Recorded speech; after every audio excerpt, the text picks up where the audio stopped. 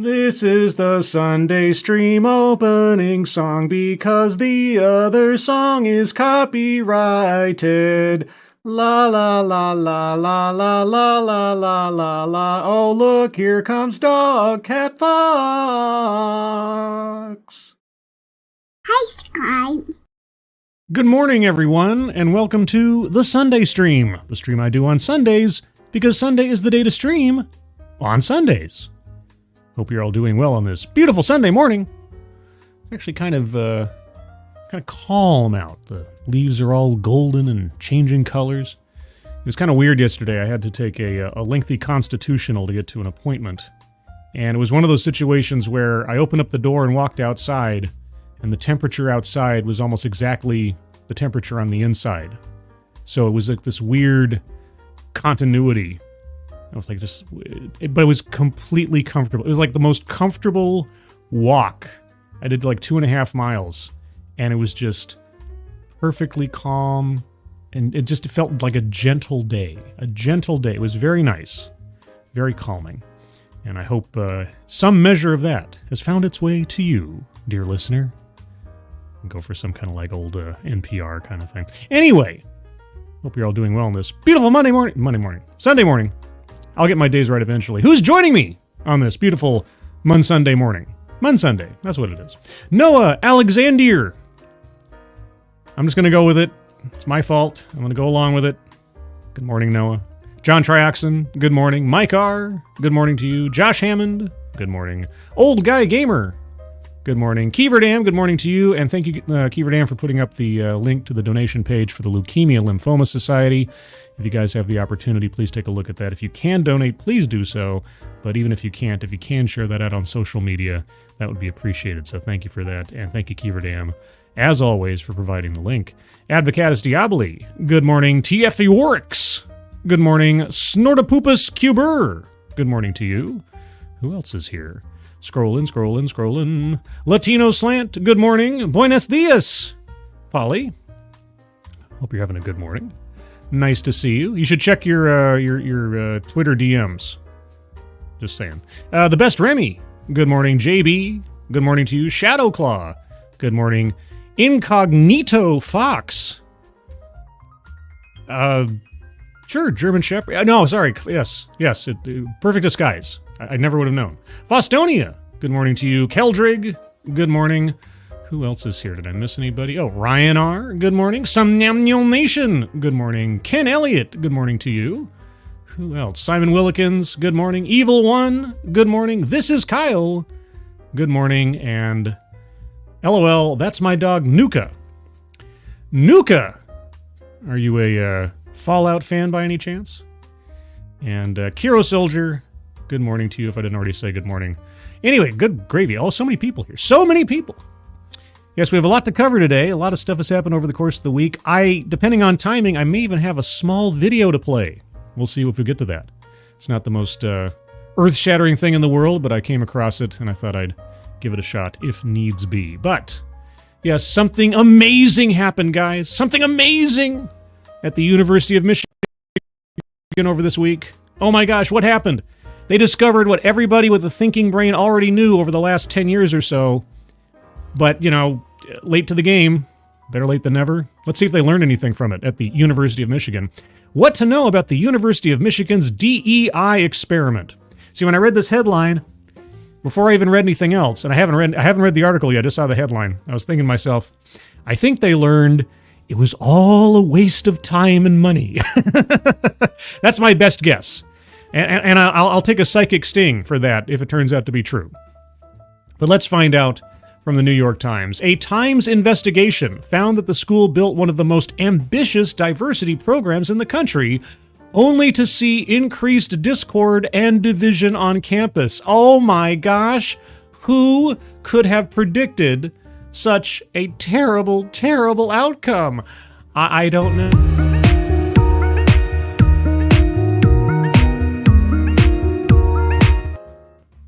But let's get into the details of this, shall we? A decade ago, 10 years ago, the University of Michigan intentionally because intentionality is very important with DEI, placed itself in the vanguard of a revolution that began then beginning to reshape American higher education. Yes,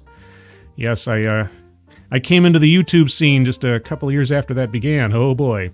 I have a whole playlist called Curriculum of Fear, kind of chronicling the development of this stuff over time. It's something. Around the country, college administrators were rapidly expanding DEI programs. Well, at the time it was called D&I, or just diversity programs, but anyway.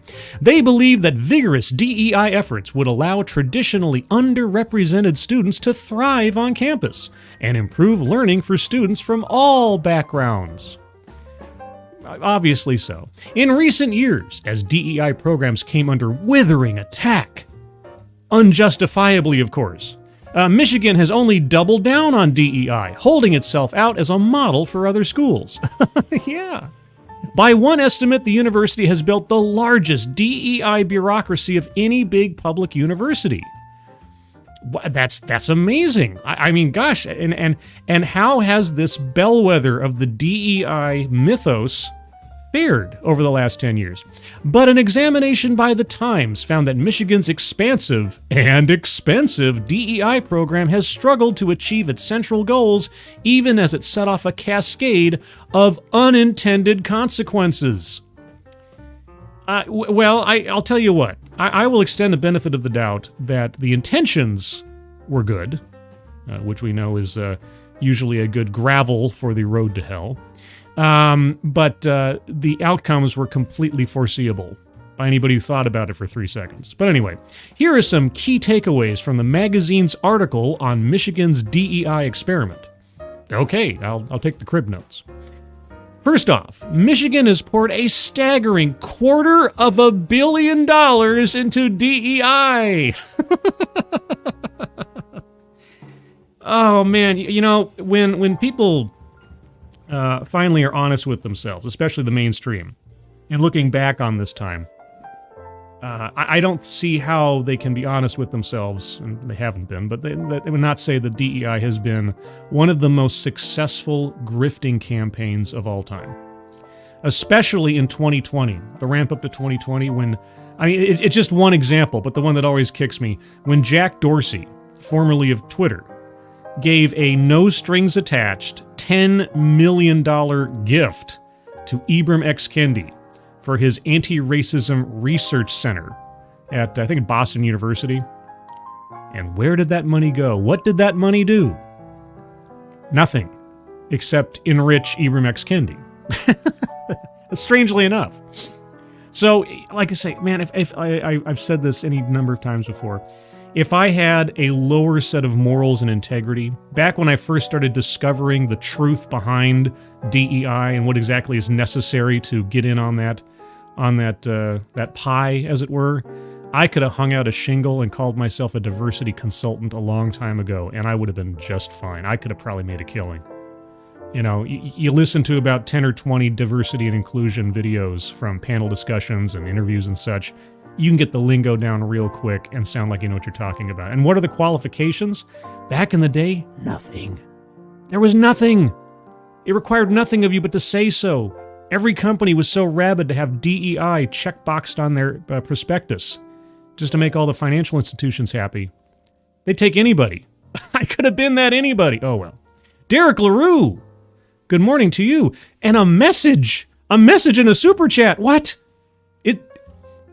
Is this a first? Oh my gosh, Derek, thank you so much. Busy with work this morning, just stopping by to support. I'll catch up after. Thanks, well, thank you, Derek, so much as always for your continued, support and generosity. Hope you have a calm and easy day at work, and this will be here for you when you're free. Thank you so much, and hope you enjoy the show when you get to it. All right, let's see. Michigan has poured a staggering $250 million into DEI, striving to reach, quote, every individual on campus by categorizing everyone on the basis of racial and gender demographics primarily. Michigan has invested nearly $250 million into DEI since 2016, according to an internal presentation I obtained, the I being the author.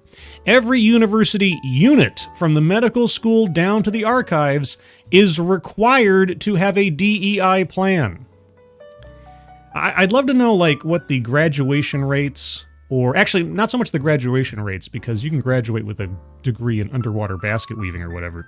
I want to know what the outcomes were for career stability and success from students from Michigan, from those units, from those departments that had a robust DEI program in the last 10 years. Or since 2016, strangely enough, around the time that I started my channel. I wonder if there's a coincidence to that. Anyway, the number of employees who work in DEI-related offices or have diversity, equity, or inclusion in their job titles reached 241 last year, according to an analysis by Mark J. Perry, an emeritus professor of finance at the university's Flint campus. $250 million spread across 241 employees. I know they're not each getting $1 million each, I wouldn't think, but who knows. But still, that's a good payday for doing nothing.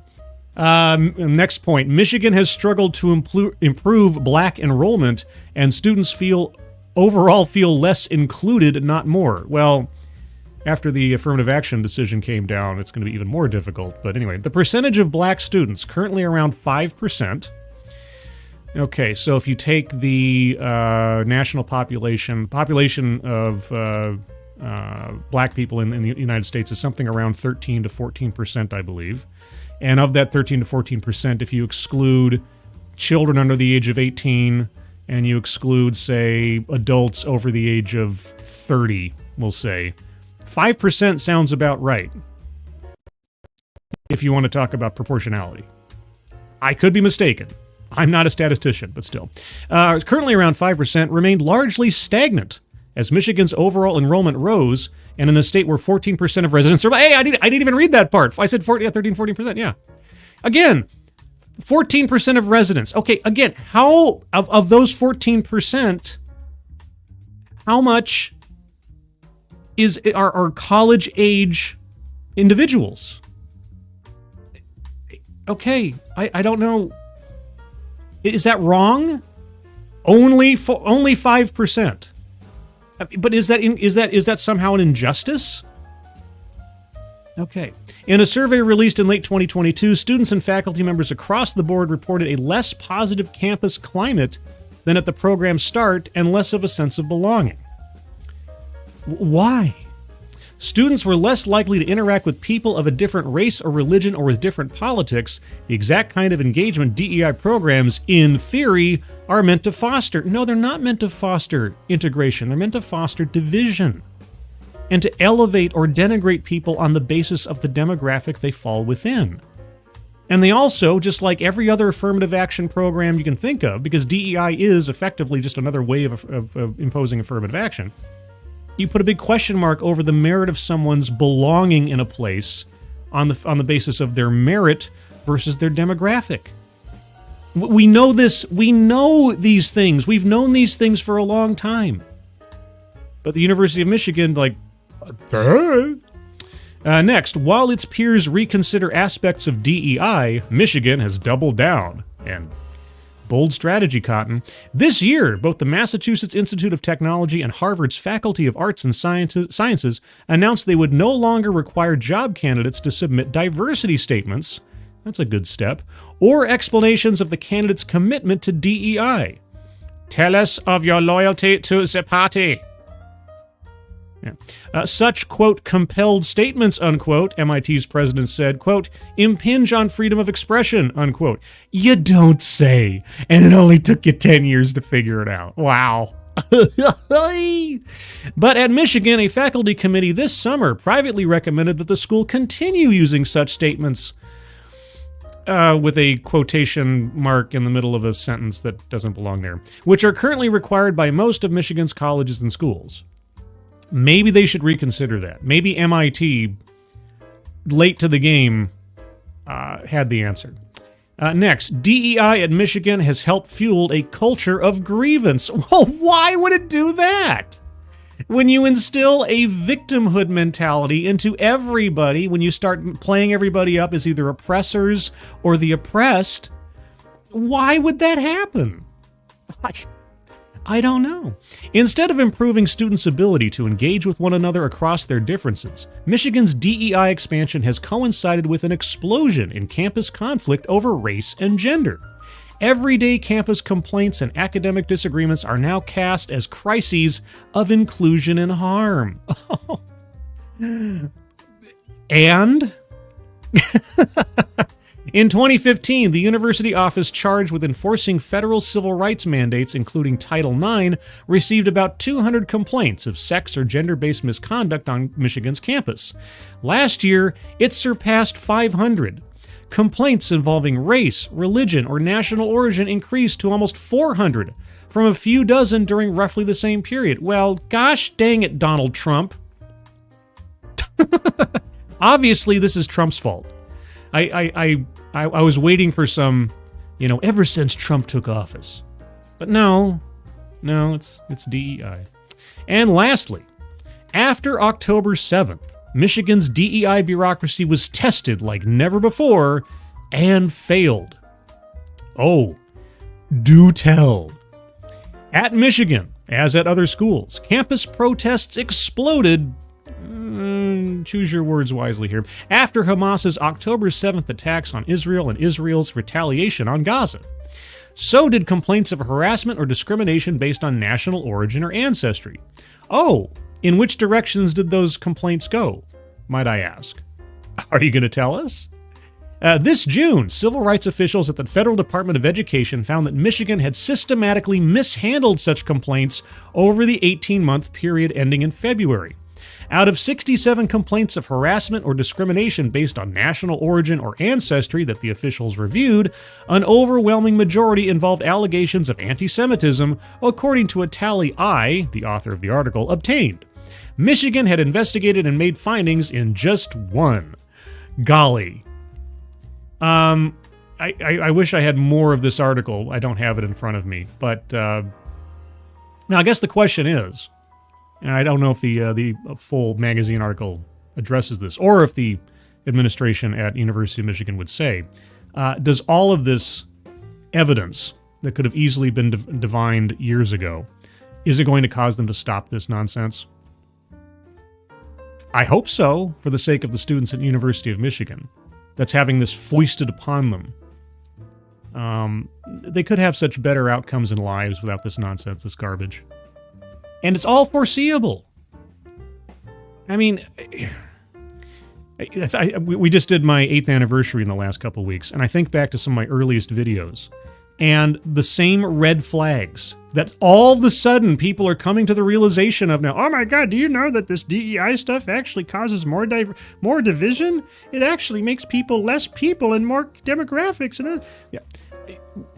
It's mind-boggling to me, and it's frustrating. Of course, it has been frustrating for years to watch this self-inflicted wound occur over and over and over and over again. And I'm not some university professor. I'm not some genius or something. But anybody with a thinking brain looking at this stuff back in 2016 could see where it was going to go. And yet, I mean, at this point, billions of dollars has been invested in this stuff. To do what? Nothing. Accomplish nothing, and in fact, destroy more than create anything. And a whole generation has been raised now on being coddled into thinking that there are oppressors and oppressed, and you're either one or the other. And if you're the one, you have to make penance forever. And if you're the other, you can never really achieve without somebody else's help.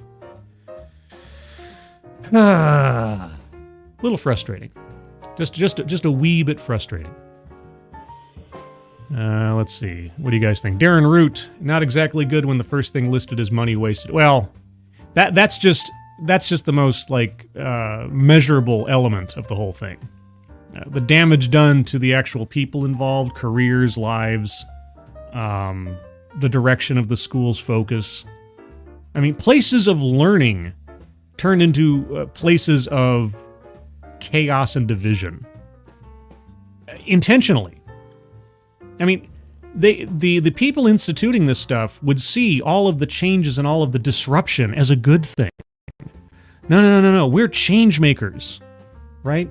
We've got to disrupt the status quo. We have to bring down the old system to make something new. This temporary environment of chaos and everything, it's good. This is a good thing. This shows that it's working. Dollars to donuts, that's what they've been convincing themselves over the last several years. That everything that's terrible is actually evidence of its efficacy. Let's see. Oh, meh, good morning. After changes upon changes, we are more or less the same. No, we're worse off. We're worse off. I mean, University of Michigan is worse off. More complaints, less community cohesion, money wasted on an absolute boondoggle. You know, the most expensive virtue signal of all time, this DEI stuff. Anyway, so that's our DEI story for the day. But what Sunday stream would it be without a little bit of political news? I've got a couple of stories, but I found this one kind of funny. It's not earth-shattering per se, and it is, at best, sort of like the strongest speculation, but the headline still made me laugh. This comes from the New York Post. Biden tells Obama she's not as strong as me, and ex-president agrees that's true at Ethel Kennedy service. Washington, D.C., I'm assuming. President Biden griped to former President Barack Obama that she is, quote, not as strong as me, unquote, with Obama agreeing that's true in a stunning off-mic conversation deciphered for the Post by a professional lip reader. Now, this is where it goes into sort of like, well, best guess territory. So, is it actually what they're saying? We've seen bad lip readings before on YouTube. It's got some good, funny videos. So this is all just interpretive, but I also don't believe it's inherently impossible. But let's read the story anyway. The apparent, and they have to, qualify this, the apparent candid assessment of Vice President Kamala Harris's standing going into the November 5th election occurred Wednesday afternoon as America's two most recent Democratic presidents conversed at Ethel Kennedy's memorial service in Washington. Quote, she's not as strong as me, unquote, said Biden, 81, according to the translation, which was produced by analyzing the on-video lip movements during the discussion. I know, that's true, the popular former president agreed, adding, we have time. Yeah, we'll get it in time, said Biden, who was forced by fellow Democrats to relinquish the party's nomination in favor of Harris on July 21st in a mutiny that Obama was believed to support. Moments earlier, Obama said, quote, it's important that we have some time together, unquote, in a possible reference to campaigning alongside Harris. The dialogue was translated for the Post by Jeremy Freeman, a London-based forensic lip reader who was born deaf and for 16 years has served as a University College London certified expert witness for litigants, the police, and journalists. Although Harris's name was not included in Freeman's transcription, it's unclear to whom else the conversation could have pertained. They could have been talking about Ethel Kennedy. She's not as strong as me. I'm still alive and she's dead. Could have been that. We need to spend some time together.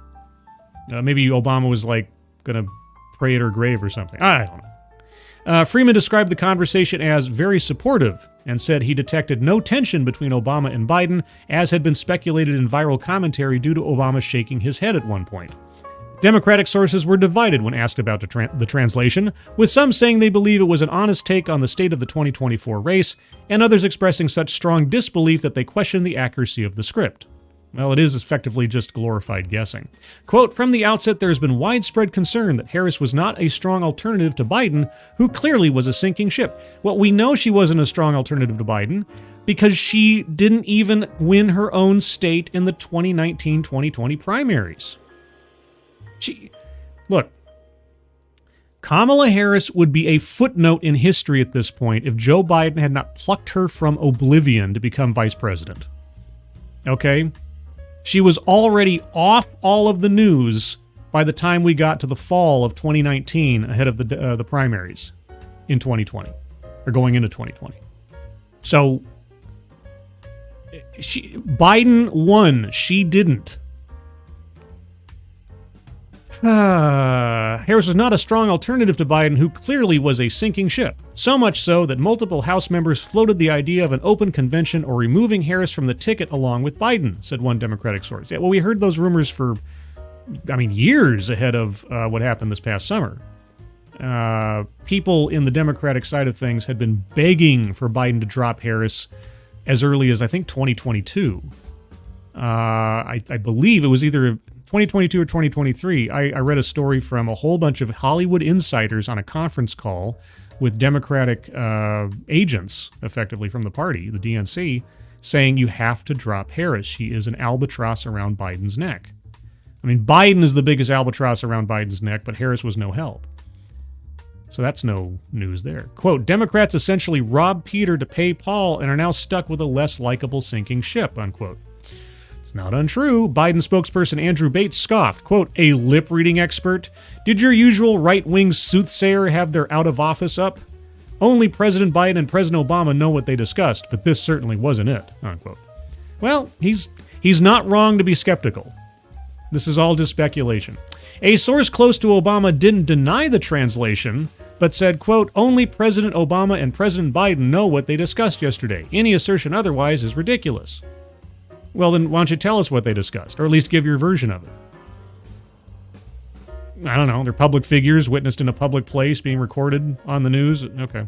Two former Biden White House officials who are working to support Harris's candidacy, meanwhile, told the Post they were stunned by the transcript and doubted that it could be accurate, with one urging, quote, a new lip reader, and the other saying it's, quote, not even like Biden to say that, unquote. Harris, 59, surged in polling shortly after replacing Biden as the Democratic candidate against former President Donald Trump, but she has since slipped in critical swing state polling. The Real Clear Politics average of recent polls shows Harris trailing Trump, 78, in Arizona, Georgia, Michigan, Nevada, North Carolina, and Pennsylvania.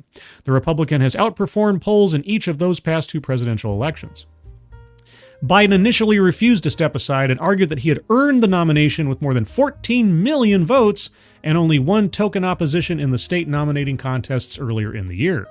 He ultimately decided to drop out and endorse Harris amid mounting pressure from Democrats, questioning his mental acuity after he struggled to articulate his positions in a June 27th debate with Trump.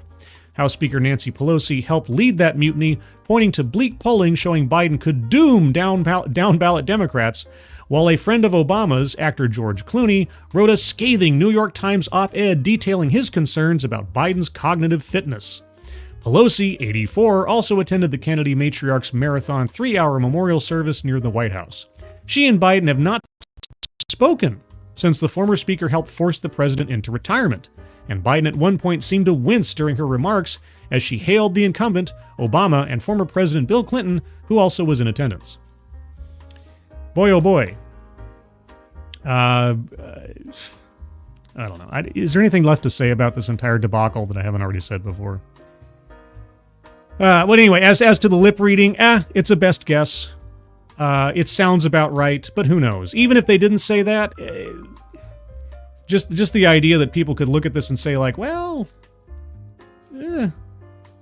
But the thing is, the proof is in the pudding. You don't even need Biden or Obama to have said this stuff to reach the same conclusions. Kamala Harris is a far weaker candidate than Biden. Unlike Biden, she hasn't had to win a primary to achieve anything of her executive level power or opportunity. She just, by default. She's been called the DEI candidate, and she was, because she was chosen specifically because of her gender and thereafter of her ethnicity and her merits as a presidential candidate or a boon to the Biden campaign was only in the most nascent sense an attempt to bring the party together, because she was the one who was most sort of stridently outspoken against Biden during the campaign. And so bringing her on kind of would be shown as a reach across the internal aisle in the Democratic Party. But Biden already told us how he was going to select his vice presidential candidate back in 2020 and 2021. 2019 and 2020. Get my years right here.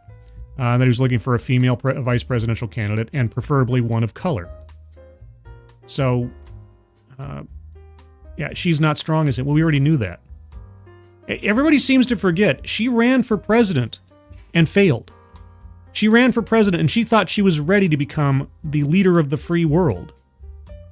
And then you look at how she's behaved since becoming vice president and in the office in the last 3.5 years and on the campaign trail now again. I don't know what to say.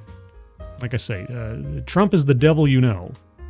Kamala Harris has told us the quality of leadership she's going to bring to the White House if she wins. And she still has a decent chance to win. But hey. Let's see. You're ridiculous lunatic. Isn't talking business at a funeral frowned upon anymore, much less poking into private conversations? Your public figures talking with cameras around. If we know anything about having private conversations at funerals, we learned it all from The Sopranos. Sometimes business just doesn't stop. Thank you, Fostonia, so very much. Wait a minute. Bates wants me to believe that only Biden and Obama knows what discussion was about, but Bates definitely knows what the discussion was not about? Yeah, right.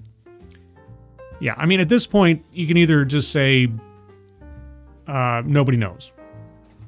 Or you can say that that's not what it was about. And you know, just leave it there. But it's like, only they know. Well, yeah, but now it's become a matter of public curiosity. So if you want to say it was a private conversation and that's it, fine. Okay. But, yeah, I mean, it leaves out for speculation. Becomes a story. And of course, it's not... It's so sort of besides everything else. It's not the end of the world, one way or the other. At this point, everybody has pretty much voted for who they're going to vote for. Like the election's already been decided for the most part. Not everybody may have cast their ballot officially, but the election's been decided. In the sense that most people already know who they're going to vote for, and it's been over with. And for the record, I did vote. Well, I dropped off my ballot yesterday. Mail-in ballots, as it were. And I filled it out. I even voted in the presidential election. Yes, I did. Let me tell you. I went down to the bottom of the column. I filled in my father's name, and I filled in a little circle. So yes, I voted for my father for president. And then I voted in all of the local elections and ballot initiatives and everything else. Yeah, so I've made my selection for president. Here's the thing, and I know this is the most defeatist thing ever, but it effectively rounds out to the same result. I live in a state that is going to go Democrat, no matter what. Short of the Electoral College coming down to a district-by-district process, there is no chance in Satan's coldest hell that this state will go anywhere other than for Kamala. So, Kamala, pardon me. I got to get it right. I learned this from TEDx. Just to split the difference but still honor my father, I voted for him. So there you go. You want to criticize me for that? By all means. But that's the way I went. Let's see. Okay, let's see. What do I have now? I have two infuriating stories. One ridiculous political story and then a video. So we have infuriating ×2, funny political story, and then video. Which one do you guys want first? You tell me. I'll take a straw poll. What do you like first? Evil One. Mickey Mouse gets like 2% of the vote every presidential election. Let that sink in. Yeah, no, I get it. I understand. I do. Lexi Line. Wait. What has happened here? Okay, first, Noah Alexander, as a result of my own, incoherent babble. And now Lex, what? Okay, well, I mean, I understand your avatar has always been a line with a giant eyeball on it and impressive cleavage. But now you're Lexi. What happened to the Mads? Did you get happy? Have you gone citrus on us entirely? What? Okay, I need an explanation. There's a part of this lore that needs some adding on to here. Let's see. Evil One says funny last. Sounds decent. Kira Solar says video. TC says video. Tyr Alexander says video. Okay, you want to do the video first? We can do the video first. Okay.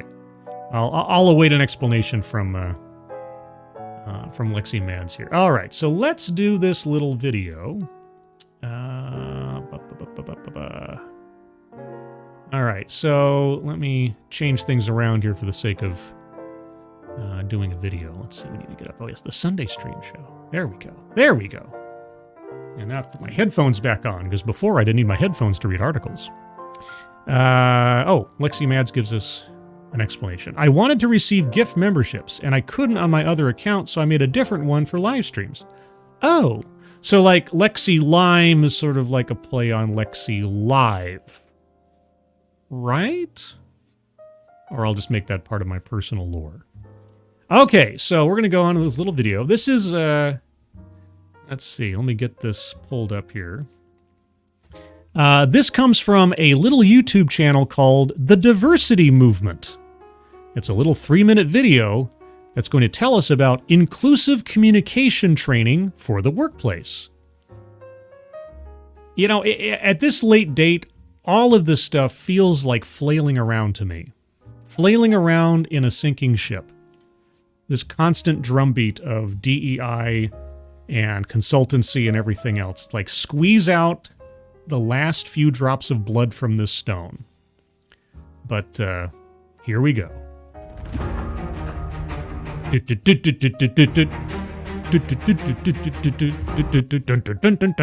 Sounds all very officious and like, ooh, energetic and like, oh, official. And, ooh. Everyone has a role to play in creating inclusive communication. Companies that prioritize inclusive listening and empower their teams with stock footage.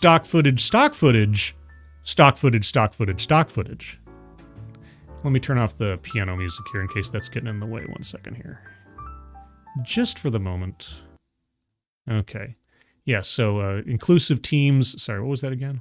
Inclusive listening and empower their teams with these strategies and techniques. These companies are the ones that will get ahead faster. Are they, though? Are they? Well, okay.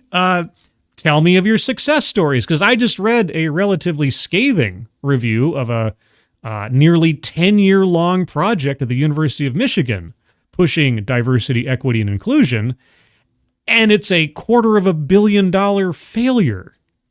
So, is it just going to be a series of stock footage? I'm Judy Ravin. Oh, hi, Judy Ravin. Okay, an actual person now. President and co-founder, Accents International LLC, Workplace Options Advisor. Okay, so sounds like a consultancy group. Founder of Accents International. As a professional linguist, I want to give you the tools needed to communicate with people powerfully from all language backgrounds. Ooh, communicate powerfully with people of all language backgrounds. Really? Well, what if I don't speak their language? I mean, not like some kind of intentional act or something, but I just don't. You know, there was a great, I took a linguistics class in college I think just as a prerequisite or something. And as part of this, we watched this documentary about language and linguistics and such. And there was a couple of great things in it. First, there was a bit where George Carlin gave a little testimonial about the beauty of language and his love for language, which was great. But there was also this story about and I'm going to get it, I'm not even going to try to remember exactly where in the world this was. I believe it was somewhere in South America. Or Central America. I could be mistaken, but it was this school for the deaf for children that was completely underfunded, and the children, as a result of being sort of unable to communicate with people for the most part, and not being given an education in ASL or something similar, they created their own sign language. Just from the ground up, like a grassroots kind of organic thing, just as a matter of necessity. And as far as I understand, it's a very famous story. I don't remember it specifically, but or the details. But it was just an amazing example of human ingenuity and sort of like invention's the mother of necessity's the mother of invention, and so on. Great little video. I don't remember. I wish I could find it because the whole thing was really great, even though the class itself was kind of meh. And not meh in my audience, but, meh as in overall excitement and everything. That one video is actually really cool. As someone who's lived on both sides of the communication street, as a native English speaker in the United States, and a non-native speaker in other countries. Okay. So How are you going to communicate powerfully with people of other languages if you're not at least a passable speaker of those languages? I know what it's like to have a loss of power, of agency, from the inability to communicate with ease and with confidence. Sure. Well, that's why you need to have a translator or someone. Yeah, okay. Maybe you've experienced this before. You're in a team meeting, someone is speaking who has an accent that's hard for you to follow along. I'm trying to think actually if I've been in a situation where someone's had an accent that's been hard to follow along. I can't say that I personally have, but I'm sure it has happened, sure. It's an accent that's unfamiliar to your ear. And Sure. instead of sticking with it because you don't have the tools to understand their accent, or you don't have the tools to engage with the person in ways that make it easier for them to explain. Maybe ask them to restate what they said.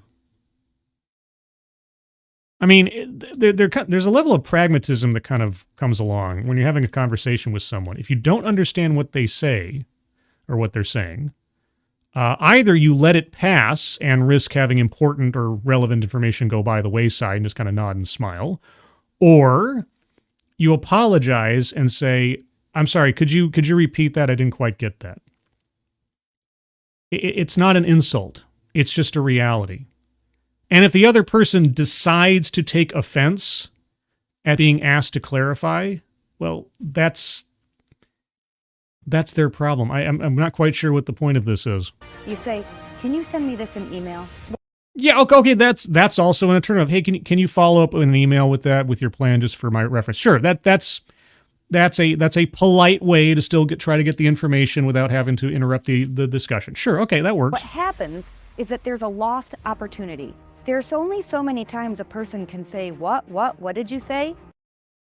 Actually, there's not really, until their vocal cords get out, they actually have infinite opportunities to say, "What did you say?" Can you repeat that? Without shutting down. It's demoralizing. I guess it could be. So what exactly are the services you offer for pay to resolve this problem? And you do start to feel invisible. And that's a problem How are you invisible? Okay. because, again, then ideas are lost, solutions are lost. There isn't collaboration. Okay, so again, follow up in an email or something. What is your solution to this problem? With inclusive listening, ideas don't get lost. How? If someone has a particularly thick accent, right, or their mastery of one language versus another is not as good, which isn't an indictment of someone's character or something. It's just like some people can play the piano very well and I can't. My not being able to play the piano doesn't say anything about my character, nor does it say anything about the character of the other person. But anyway, if my facility with languages does not match up for the necessary communication needs of the meeting, so what? Ideas and people don't get sidelined, and together they move their organizations forward. How? I mean, if someone can just send me an email, or we can have a conversation offline or something so nobody feels like they're singled out or whatever. There are other ways to do this. What are you saying? Unfortunately, people sometimes deem accents as a reflection of somebody's expertise. Yeah, and those people would be short-sighted and stupid, but can you imagine, and I know this has happened, you get somebody who's like a Nobel Prize-winning scientist who comes to another country, except they only know their native language. And it's like, well, they don't know English, so they must be stupid. Yeah, so that's just short-sighted ridiculousness. Now, of course, if you can't effectively communicate to someone your expertise because of a language barrier, then it's effectively meaningless, right? Tower of Babel kind of stuff. But, okay. And they find a person less credible. This program mitigates accent bias. And How much did you guys spend on stock footage? Or did you get all this stuff off of like Pixabay or something? I mean, I will confess, I've gotten some stock footage off of Pixabay before for some of my true crime videos. And it's actually kind of funny when I see stock footage that I've used in my past videos on other people's videos, I feel a sense of kinship with them. It's like, oh yeah, I use that piece of footage. Or some piece of copyright-free music that I've used before. The opening theme to if you go to the true crime channel Dire Trip, his opening theme song is music that inadvertently, because I don't think I knew his channel at the time, I used in my true crime videos before I even heard of Dire Trip. He got it from the same library I did. And it's like, oh yeah. But anyway, you were saying what? Team members from all language backgrounds are able to contribute their expertise. How? If there's a demonstrable language barrier, what are you using to do this? How? In the Powerful Pronunciation Workshop, Well- people have access to techniques, articulation techniques, so they can say the words that they've been avoiding, say the words that have created this roadblock for. So wait, you're going to correct people's pronunciation before they have a meeting. That's it? You're giving elocution lessons to people? That's what you're offering? I mean, I'm not saying it's a bad thing, but it's like, that's it? Let me make sure I got that. What was it? Powerful Pronunciation Workshop? Powerful Pronunciation Workshop. People have access to techniques, Okay, 100% of participants say inclusive listening, tuning your ear to accents, reduces accent bias. Accent bias. articulation techniques, so they can say the words that they've been avoiding, say the words that have created this roadblock for them. The way we break it down is to make a sound in English that doesn't exist in your first language. Let's think about, what does it look like? What does the sound look like? I don't know. A wave. What does it feel like? Okay, And then what does it sound like? so you're offering language classes. That's what this is. And again, I'm not saying it's not necessarily useful, but okay. We are geeky, nerdy linguists. I assume most linguists are probably geeky and nerdy in one way or the other because they focus on one particular discipline like that, yeah. But our clients, they just want to be able to get their work done. So we try and make it as easy and straightforward as possible. Okay. I mean, I was trying to imagine how this would work. Like, if you have a company, I suppose you'd have to be like an international company or a company that deals with international vendors or something. But if it's an international vendor kind of situation, you're not going to hire these guys to come in and work between you and your vendors, are you? Maybe. But if you've identified a problem where somebody's having a real hard time getting through somebody's accent, do you then go to these guys? Because I'm going to assume it's probably a individual kind of small scale issue with particular either employees or vendors or something. And there's always the written word, there's always emails. And the other thing too is just familiarity.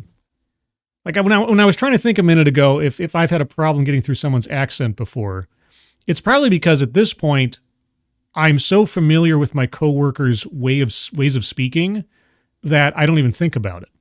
But I suppose if I think really far back to like when I first met them, because I have a coworker who's a native of Brazil. I have a coworker who's a native of Mexico. They both speak English perfectly fine, but obviously with an accent. And so I guess maybe early on, I might have needed to sort of focus a little, but it doesn't even occur to me now. So much so that I don't even think about it. So I don't know. This seems like a lot of hubbub over nothing. People have so much to contribute and to give to the world. I'd like to give people tools that they've never had access to before. Like what? What is a tool that I could never have accessed before in understanding someone with an accent? So they can communicate their expertise with clarity, confidence, ease, and impact. Oh, impact. There's my favorite new buzzword for the DEI realm of things. What is this Stock footage montage. so they can shine. What does that mean? These are all their clients. Google, Siemens, JP Morgan, Chase, PepsiCo, 100% of powerful pronunciation. Boy, I'm going to have to put that up there with courageous conversation soon, I'm sure. Participants say they'd recommend inclusive listening, tuning your ear to accents, and powerful pronunciation to their colleagues. Yay! Powerful pronunciation. See, powerful pronunciation to me sounds like muad'Dib, right? Can break stone, like shatter bones. That's a powerful pronunciation, I tell you what. If you've got the little gun thing, you say muad'Dib. That's powerful pronunciation. You know. Or Black Bolt from Marvel Comics. Like if Black Bolt says something, you know that's powerful pronunciation. Anyway, there's the video. I didn't know what to expect, and I guess I wasn't disappointed. But let's move on to the yucky stories. Get these out of the way, because these are things that jumped out at me over the course of the week that either outraged and or surprised me or not surprised me in my cynical mind. Let's go off to Long Island, New York. 4 charged with running prostitution ring on Long Island. Well, I mean, that's not good, but it's not exactly all that anomalous, I suppose, in this world of ours. Well, except a Suffolk County police officer and a high school teacher are among 4 people accused of operating brothels. Prosecutors said, "Oh, well, that changes the stew a little bit, doesn't it?" 4 people, including a police officer and a high school teacher, have been charged with running a prostitution ring that operated 2 brothels on Long Island over nearly 5 years. The brothels were run out of suites in a building in Holbrook and a sex toy store in West Babylon, appropriately enough, according to the Suffolk County District Attorney, whose office announced the charges on Tuesday.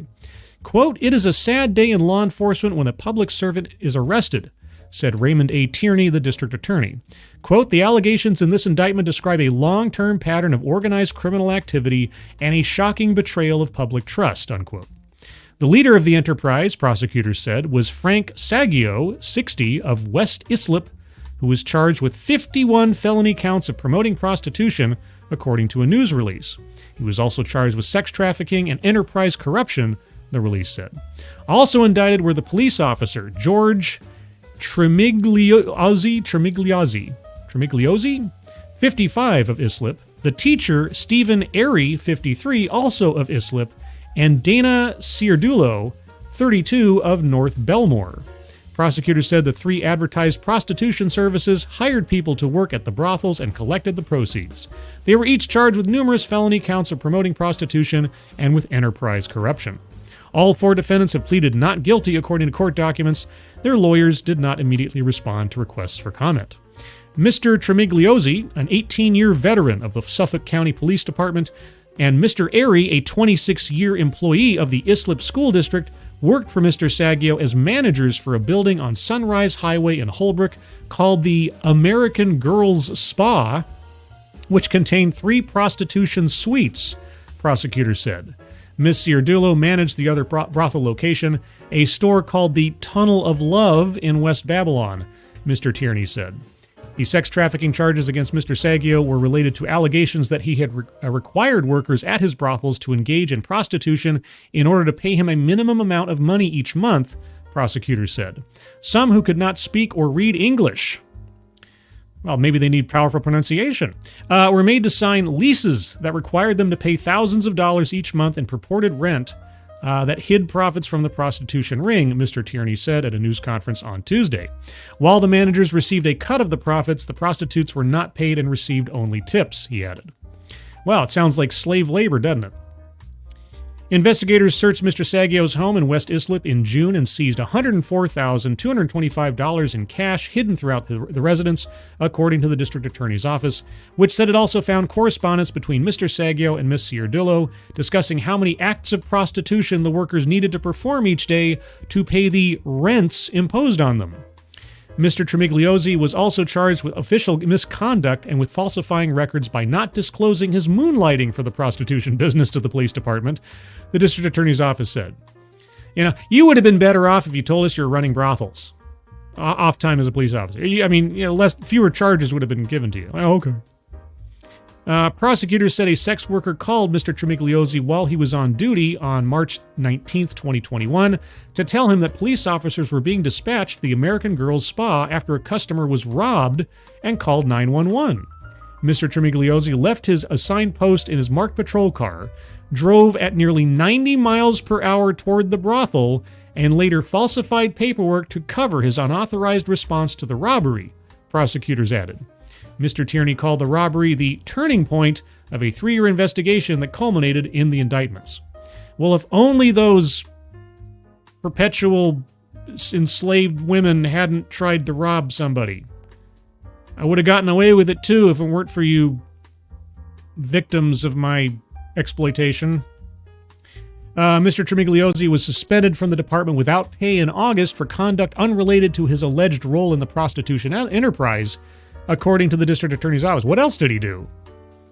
So aside from running a brothel, what else did he do that got him suspended without pay? Okay. According to the Islip School District's website, Mr. Airy is a high school physical education and health teacher. Oh boy, is he. He has been suspended with pay, the district attorney's office said. Well, heck, it's basically a vacation. Hey, you've been running a brothel while being a PE teacher? Yeah. Okay, well, take a paid vacation. Okay.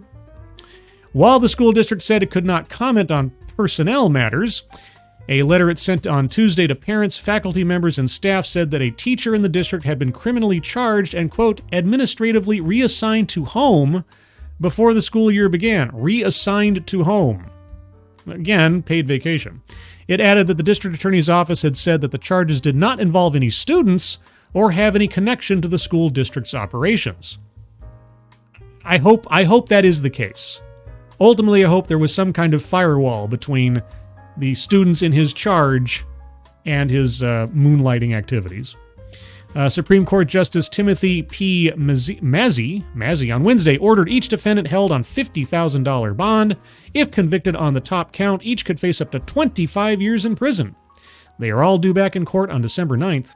Quote, these are just allegations, and we look forward to proving the case at trial, Mr. Tierney said on Tuesday. No one is above the law, and this indictment illustrates that. Well, there you go. Some crime busting and... Oh, I had the thing set... Oh, there we go. I apologize. I had the article minimized. That's my bad. That's my bad. Let's see. It's Molly Okami's here. Molly Okami needs a horny bonk. Okay. Well, maybe that was not the right story then. Let's see. It's not like prostitutes have a federally guaranteed minimum wage. It's true. It's true. Here we go. Hey, Scribe Light. Church skipped. Woman pastor preaching, lunch eaten, and Greek salad made. Now I have something to listen to as I clean my room for my best friend's visit and bake bread pudding. That is a busy Sunday, Molly Okami. That is a packed Sunday. Well, I'm glad everything's going swimmingly. But yeah, so that's crime story number one. It's a little bit outrageous, given the public officials and people entrusted with the safety of others involved in such things, especially since they're effectively running a slave ring. But now the story that I felt compelled to share with my true crime friends like Misery Machine and Mr. Black Pasta. Because this is... let's see. I guess the British form of understatement of this would be adding insult to injury, except it's ridiculously worse than that. Okay, so there's a lot of layers to this. California foster dad sentenced to 7 years for abusing child torture victims. Now, I thought this was all in one thing, like this guy did all of this. No, it's even worse than you might imagine. First off, 7 years. And you might say, well, 7 years for what? Well, let's get into this. This is so I guess if I wanted to be very cynical about it, you could say this is DLC, or one of the most horrifying cases of child abuse and neglect that I think we've heard about in the last 10 years or so. Let's read on. A California man was sentenced Friday to 7 years in prison for abusing foster children he had assigned to care for in his home, including some who had been previously tortured by their parents. Marcelino? I don't have a problem mispronouncing this scumbag's name. Marcelino Olguin, 65, was handcuffed and led away by sheriff's deputies in a courtroom in Riverside after a brief sentencing hearing. Olguin previously pleaded guilty to lewd acts on a child, false imprisonment and injuring a child, while his wife Rosa and adult daughter Denny's, pleaded guilty to child cruelty. The women were each sentenced to 4 years of formal probation. Oh, well, formal probation? Boy, that's, yeah, quote. And this is why, for those of you that don't know, on the thumbnail today, there's a picture of somebody on there that isn't immediately recognizable. Like, I have Obama and Biden on there, they're pretty recognizable. But there's a guy on there that's not immediately recognizable. Well, I put him on the thumbnail because that's the district attorney of Riverside County, California, County District Attorney Mike Hestron. I wanted to put him on there because I'm not a fan of this guy after this. Quote, today's sentencing marks a significant step in delivering justice to the victims who endured unimaginable abuse, unquote. 4 years of formal probation. And trust me, as we go further into this, the 7 years placed upon the main guy's head on this, not nearly enough.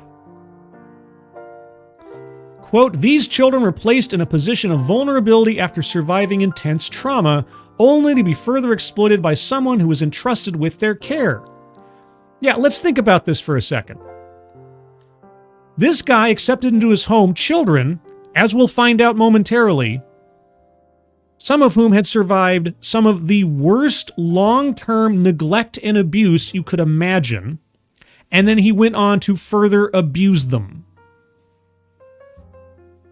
Yeah, as I said at the top, insult to injury doesn't even come close to cutting it. But 7 years for this. Attorneys for the Olguins said the plea arrangement allowed for the women to be spared prison time. Oh, well, thank goodness for that. The plea arrangement. And who was in charge of accepting that plea arrangement? Oh, that's right. County District Attorney Mike Hestron. So ultimately, the result of what happened to these monsters is his. That was his decision. Quote, my client saved his family. Paul Grech, Marciela Olguin's lawyer, said after the hearing.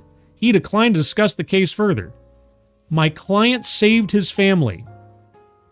Yeah, so the patriarch of this little coven, he takes 7 years while the women get 4 years probation. Oh, what a hero this guy is. He saved his family.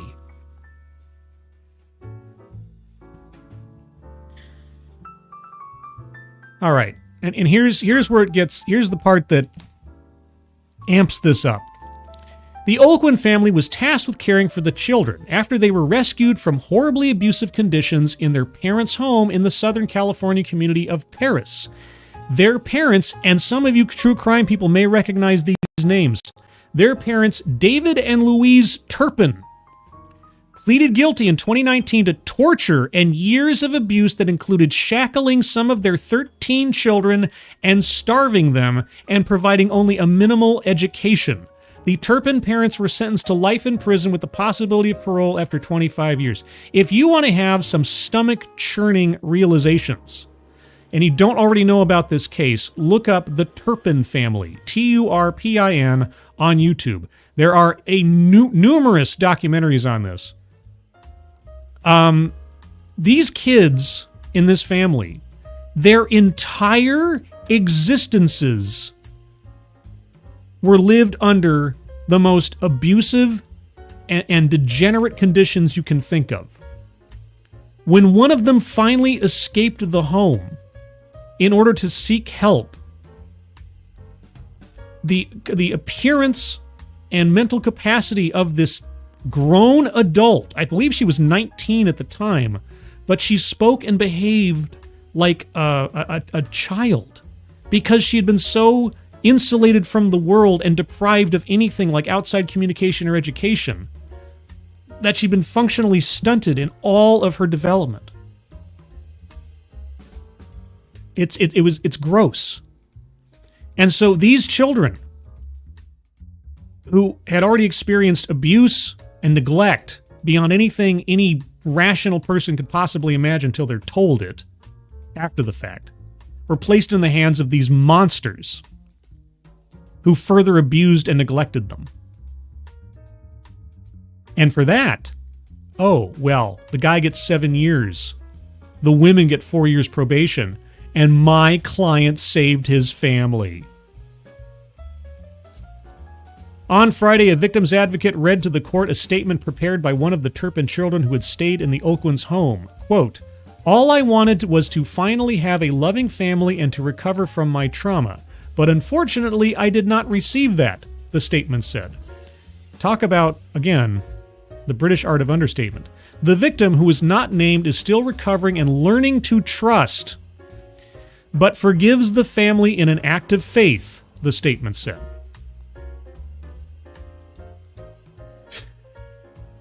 JB, thank you so much. Appreciate it. I'd leave a comment saying what I really feel, but I'd sound like the gypsy from For Whom the Bell Tolls. Expletive, expletive, expletive, expletive. Yeah. 7 years. 7 years for taking children who have never known trust or a loving home and furthering their abuse and trauma. 7 years. Oh, and 4 years, probation. A report found that the social service system failed the Turpin children. Oh, did it? Who ranged in age from 2 to 29 when they were rescued by authorities from their parents' home after their 17-year-old sister, that's what it was, 17, not 19, 17-year-old sister escaped and called 911. Eventually, 6 of the children were placed with the Oakwinds. 6 of the 13 children. So effectively half of the children, baker's dozen, but you know what I mean, were placed into a further abusive situation. Attorneys representing some of the Turpin children failed in their ability to protect these kids. Were they not monitoring what was happening to them? How they of all the kids, honestly, in a perfect world, social services should treat every kid like they are the fragile being that they are, going into foster care. But of all the children in California,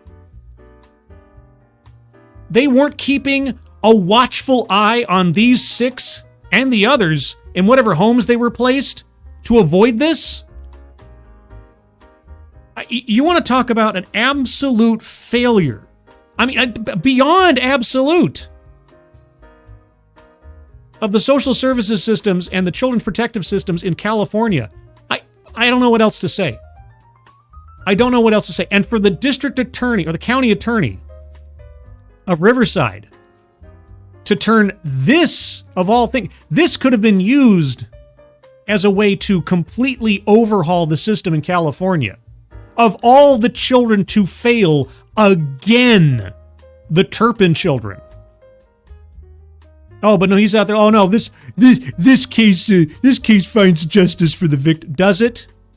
Does it really? What about everybody else? What about all the other kids? Who knows how many other situations similar to this, but not nearly as high profile, have or are occurring right now? Attorneys representing some of the Turpin children filed a civil lawsuit against Riverside County, alleging the Oakwinds abused minors in their care. The couple hit the children in the face with sandals, pulled their hair, forced them to eat their own vomit, and made them sit in a circle and recount the trauma they had experienced in their parents' home, the attorneys wrote in the lawsuit filed in 2022. The suit also accused Marcelino Olguin of a sexual abuse. Oh, good. Fazio, if I'm saying that correctly, who represented Lenny's Olquin, said some of the allegations may have been, quote, a little exaggerated, unquote, but winning a case with so much public scrutiny would have been difficult. Doug X, who represented Rosa Olquin, said his client and her daughter might be seen as enablers, but didn't face charges of abuse to the same extent. Quote, when there was a resolution that involved no custody, that seemed in the best interest of everybody, unquote, X said. Yeah, the best interest of everybody. Yeah, it was great. Yeah. When the two women in the household who sat by and or participated in this stuff. When there's no custody for them. Yeah, sure. I'm sure it's in the best interest of everybody. I mean, everybody benefits out of that one. 7 years. 4 years probation. He saved his family. These kids. What terrible outcomes. And through no fault of their own. Right? I mean...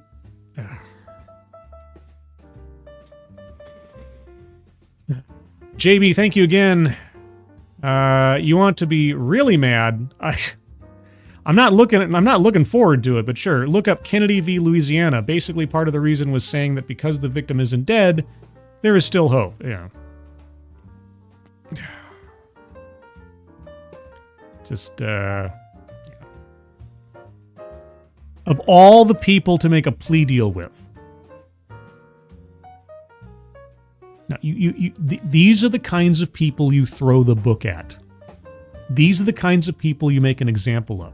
These are the kinds of cases where you get all the discovery of every failing in the process that led to this happening. This isn't some kind of justice thing. This feels to me more like this is not a can of worms I want to open in an election year. This sounds like somebody trying to avoid examining how every branch on the fail tree was fallen upon in this process. And again, I say it shouldn't have to count. But in all situations it does here. Of all the children to fail, of all the children whose welfare you should have been monitoring like a hawk after they were put into foster care, these kids you fail? It's utterly horrendous. I don't have the words. The poverty of my vocabulary. But I think you get the point. I tagged Misery Machine and Mr. Black in this story because I hope this gets more attention, and I hope the district attorney, what was his name again?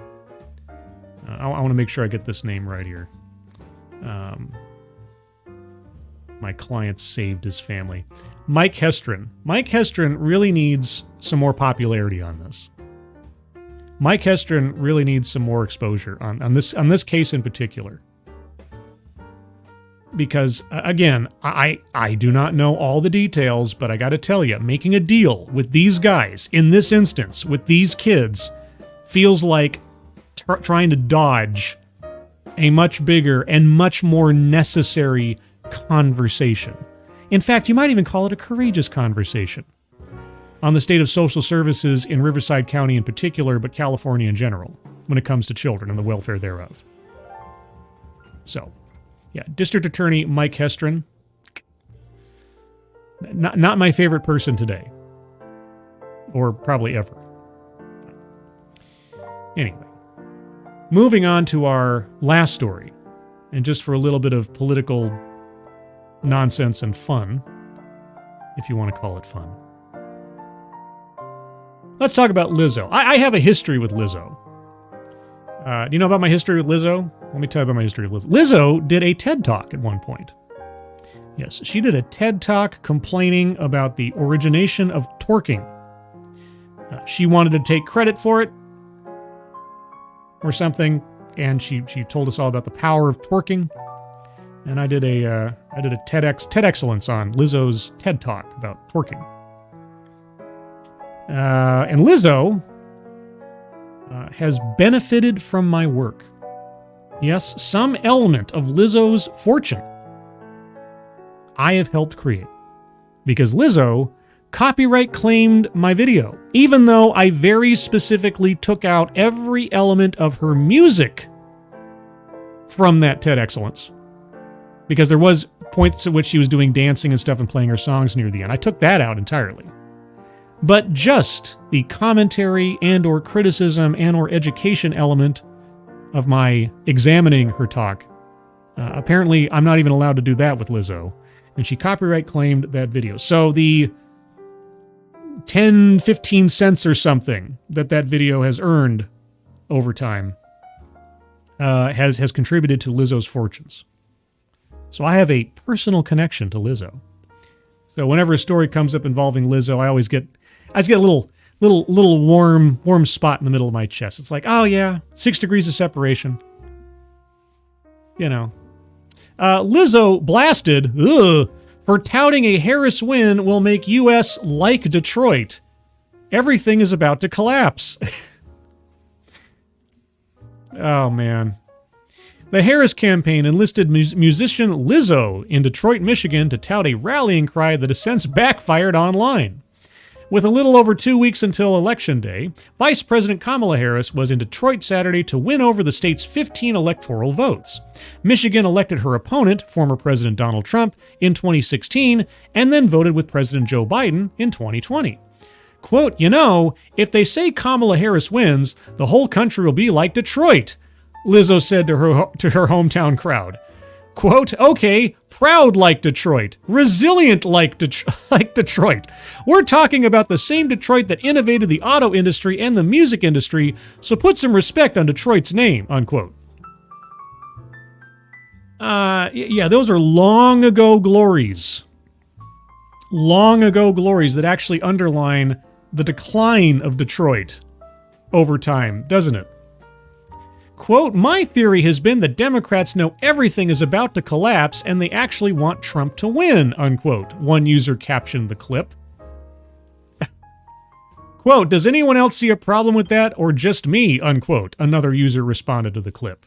Quote, they're in total self-destruction mode, unquote, another user wrote. Quote, Trump needs this as a campaign ad, unquote, one user commented. Yeah, well, I'm sure it's already in the works, if not already. Another user responded to Lizzo's clip with a clip of a street in Detroit where trash littered the ground, tents were set up on the sidewalks, and there were open fires burning on the side of the road. That user captioned the clip, quote, I'm not looking forward to that, unquote. The clip inspired users to share their personal experiences in Detroit. Another musician, David Scott, responded to the clip with his own anecdote. Scott is known by his stage name, The Kiffness. Okay, quote, I'm from South Africa, one of the highest crime rates in the world, and I've never been robbed on tour. I was in Detroit last year, and our tour van was robbed twice in one night, Scott wrote. In the now viral clip, Lizzo's Be Like Detroit line was referencing Trump, who spoke to the Detroit Economic Club last week. There he warned the crowd, quote, our whole country will end up being like Detroit, unquote. Earlier this spring, Lizzo announced she was quitting the music industry after she received backlash for performing at a fundraiser event for Biden while he was still in the race for re-election. I thought she was going to quit the music industry because she was under massive scrutiny for having abused her staff and done some crazy things to them. Or maybe because she's just an absolute joke as a musician and performer. But anyway. She later clarified that she was, quote, tired of putting up with being dragged by everyone in my life and on the internet, unquote. Lady, your entire career is made up of being dragged in your life and on the internet by acting like an absolute clown and flaunting your flubber all over the place. I realize that she's losing weight now, probably because some doctor told her, gave her a wake-up call and said, yeah, you're cutting off about 30 years of your lifespan the way that you're acting. You know, and there's that great, I mean, great in the sense that it's informative Blair White clip from like last year or something, where she does this montage of clips of body positivity influencers and how they've all died. You know, either of heart attacks or diabetes or God knows what else. The event, which also included a performance from musician Ben Platt, don't know who that is, raised $25 million at New York City's Radio Music Hall. That was the event okay. And that's the end of the story. I thought that was Chris Hoff for a second there. Veterans of the channel. This little pass, for a second there, I thought that was Chris Hoff. I thought Chris Hoff has made it big. Now he's in a news story. No, this is an ad for planes or something. Yeah. Anyway, so yeah. Lizzo and Donald Trump have the same message, everyone. If Kamala Harris wins, America becomes a new Detroit. I mean, it sounds like something you'd see like in RoboCop. But anyway. So yeah, there you go. A new Detroit. Can you wait? Can you wait for that, guys? Miss Molly Okami. I hope she's losing weight. It breaks my heart to the body count of fat accept. No kidding. I mean, it is ridiculous how that played out for so long, and people just it's so brave, it's so inspiring that you're actively slicing years off your life and destroying your body for the sake of just it's just another example of these constant eyes wide open, self-inflicted wounds people either do to themselves or society's doing in general in this country. All on the basis of virtue, all on the basis of stunning and brave. And look at the results. $250 million spent on a program that achieved nothing. Countless lives left in the wreckage of TikTok trends. Ugh. Let's see. Super Mutant 2099. Policies of California and Look of Detroit. Yeah, that's what hell probably is. Yeah, no kidding. No kidding. Man, I'm, just as a little preview, or what I'm thinking, I thought about this today. Like, what am I going to do on Election Day? I think what I'm going to do on Election Day, I'm going to start streaming around, I'm going to say 4 p.m. Pacific time. So an hour before the polls close on the East Coast. And just make an attempt. We'll see how my energy goes. And also, I do have to work the next day. But I'm going to make an attempt to sort of pull an all-nighter, as it were. At least until there's a decision. There may have to be some intermissions in between, so I can, walk around for a little bit and catch my breath or something. But I think I'm going to do a long stream election night, just to watch as news pops up and things come in. Maybe have some people on if they want to come on, talk to you guys, all that kind of stuff, and just kind of see which way the winds blow that night. Now, alternately, I might be invited on to, like a Sinatra stream or something else. We'll see. But as a default, on November 5th, I think I'm going to try to do a long stream. We'll see how that goes. And Josh Hammond says, Scribbles wants to drink all of his Pepper Jack's election tape. Yeah, that might be an extended Pepper Jack tour. We'll see. Maybe I'll have to mix some drink. I don't know. Can I mix a drink on live on stream and not tick off YouTube censors or something? I don't know how that works. Miss Molly, if I'm working that overnight shift, I may have to pop in on my phone. Well, hopefully so. But like I say, I'll get more in on that as we get closer to the election, and I'll have to gird myself for such an endeavor. I might be up all night and then have to, be ready to go at 4 a.m. the next morning for work. And then, collapse for the rest of the day. So we'll find out. Let's see. Anything else before I wrap things up today?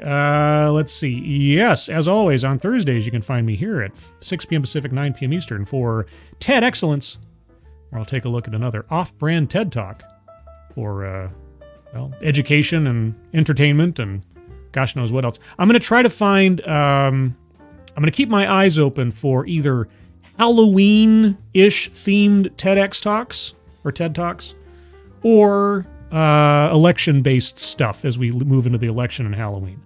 There is one they posted on TED the other day that deals with the myths of vampires. I don't know how much of a sort of commentary TEDx type thing I can do with that, except to sort of interject my own Vampire the Masquerade nerdery into it. I might do that too. So I might do that next Thursday if I don't find something else. We'll see. The Sunday stream, as always, is here at 8 a.m. Pacific, 11 a.m. Eastern on Sundays. Also, I generally appear Tuesdays on Midnight's Edge After Dark at 4 p.m. Pacific Time, 7 p.m. Eastern. And occasionally, I'm invited onto the morning show, which is not really a regular scheduled thing, but I just might happen upon there during the course of the week, which I'm very flattered to have the opportunity to do so. So keep an eye on Midnight's Edge and Midnight's Edge After Dark. Also, if you want a free vampire movie experience, go check out Midnight's Edge Retrospectives and Classics on YouTube. Tom Connors and Andre Einhar. I'm always going to mispronounce that. I need powerful pronunciations to help me out with that. They have put together a remaster of the original 1922 Nosferatu movie with freshly translated intercards, a narration, perfected and corrected tinting of the film stock to better reflect the passage of time in the story, which is always screwed up. I've watched it. It's great. It's a nice production. And boy, they put a lot of work into this, guys. Sound effects, the new color matching, the narration, the images and other things. Look at that. And also, along with that, there's even a 40-plus minute documentary going over the creation of that film and its impact on society and the culture and everything else. So go check out Midnight's Edge, Retrospectives and Classics. And it's free. It's a full movie, remastered, free movie. And it's in the run-up to the remake of Nosferatu, which is coming out in December, I think, Christmas. So yeah, if you have a vampire fetish, or just want a free movie to sit down with friends with and watch and kind of goof out at it, it's fun time. Also, if you'd like to join the Discord server, there's a link to the Discord server in the chat, which Housefur 143 just asked for. And there you go. See, timing is everything. So if you'd like to join the Discord server, click on that link. You'll find yourself on the landing channel called Say Hello. And in addition to saying hello, you just have to say the secret word. The secret word will tell me that you've actually watched the stream, are not a robot, and have thus earned the right, the privilege, the entitlement to join the Discord server. And today's secret word is Michigan. Oh, sorry, University of Michigan. That's what I meant to say. Just say hello, University of Michigan, and I'll know that you watched the show. And Lexi Line. It was really nice to be back and see you all. I've been busy lately, so I'm going to try to be better about getting here. I tried for last week, but Milton arrived. Well, I'm glad that you're still here, despite Milton. And I'm glad to see you, Lexi. It's nice to see you. Sorry you had to make a whole other account to start, doing stuff, but hey, I guess that's just YouTube for you. I had my own YouTube adventure the last couple of days. I had an old Lords of the Night stream removed from YouTube for medical misinformation. And the clip they provided of the evidence of this was Monkey, Weibo Jones, and I talking about North Korean nuclear capabilities. That apparently was medical misinformation. I appealed it, and they still said I was in the wrong. Thankfully, there are tons of Lords of the Night streams. However, I don't like the precedent existing that something I didn't say or didn't appear on my streams, I'm having content removed for. So I put Team YouTube out on blast, as it were, on Twitter. If you happen to have a Twitter account and you want to retweet that to try to get Team YouTube's attention on this, because it's ridiculous, by all means do so. But anyway, I'm going to call it here, everybody. Thank you so much for joining me. If you have thoughts on these stories or anything else, put them in the comments below when the stream posts. Also, leave a like on the way out if you would. Purportedly, that helps out with the algorithm or something. And share this content or the content of any other content creator that you happen to like there on YouTube or otherwise on your social media platforms, Facebook, Twitter, LimeWire, Napster, ICQ, AOL Messenger, Google Chat, or whatever it used to be. GChat. Remember GChat? I remember GChat. Is it still out there? I don't know. Anyway, everyone, have a good rest of your Sunday. Moderators, thank you for keeping an eye on things, even though everyone here is so well behaved. You have very, very little to do. Everybody who donated either to myself or to the link at the top of the chat box to the Leukemia Lymphoma Society, thank you guys so much for your generosity. Very much appreciated. Hope you all enjoy the rest of your Sunday and weekend. Hope the week ahead is a safe and calm one for you all, and I hope you're all safe and well. If you're not well, please get well soon, and I'll see you on the next one. Take care. Bye-bye.